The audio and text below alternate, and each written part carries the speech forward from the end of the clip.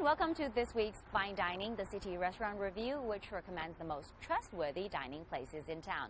Talking about trust, there are many Japanese restaurants in the city really needs that because they do Omakase style, which means you'll eat what the chef prepares. And here I am today at one of this kind of place. Restaurant Gaonai Wu is located on the first floor of number 373 Xianxia Road. Although there is limited seating in this tiny Japanese restaurant, it only seats 16. The cozy atmosphere and impeccable decor show an impressive attention to detail, right down to the daily updated handwritten menu. This is the restaurant's a la carte menu, but the set menu we're recommending today is the 8-course dinner. Since we mentioned this is the omakase style, so it really depends on what kind of fresh ingredient can the chef get by the day. So I'm also really excited to see what is waiting for me. We ordered an 8-course set today. From the first appetizer to the dessert, each dish provided a different glimpse of the larger picture that is the restaurant's signature style. Alright, so here comes my appetizer. Basically, my chef Yamamoto-san decided for me. Today, I'm having the abalone with zucchini and radish. You can see the radish. It's crystal clear and very transparent. It is because Mr. Yamamoto-san is from Kansai.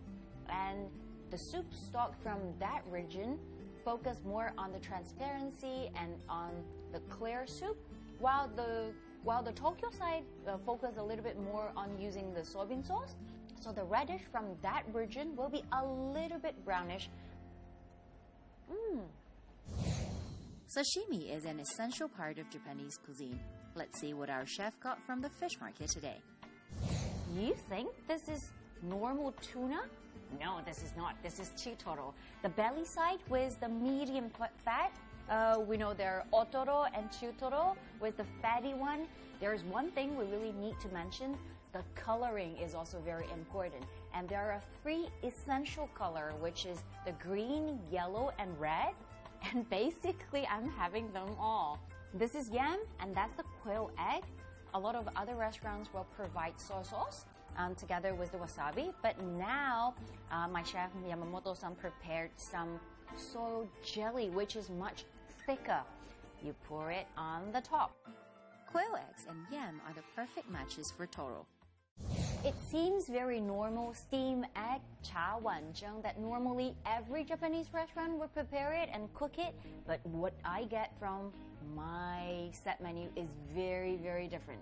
That's the starchy on the top of my steamed egg.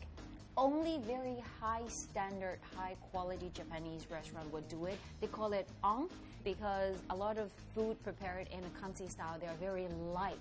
So when you put the starchy on the top, it gives you different layer of different flavor. It's not like steamed egg anymore. It's very moisturized in your mouth. This is the matsutake mushroom. It's very nutritious. And the other thing, the white one, that's the sea eel. Both of these ingredients are coming to the end of the season, so Yamamoto-san put in my steamed egg to show appreciation and to show respect to this wonderful ingredient.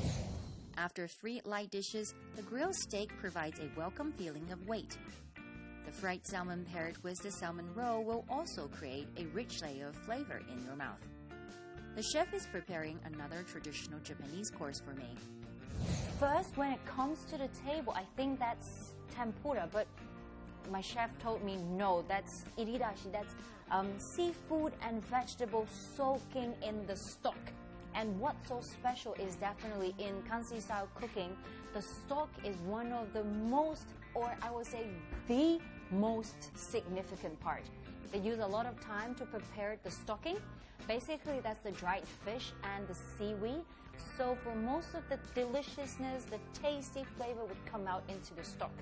They sliced it, so all the seasoning flavor would be soaked into the eggplant. With a tiny bit of the natural sweetness of the vegetable. The soup is very, very delicious. Here comes a classic dish, the clay pot rice. Finally, here comes my steamed rice. On the top, That's the sori fish, and the steamed rice was soaked in the matsutake stock. That's why it's very aromatic. All the steam and the aroma will come suddenly as long as you open the lid.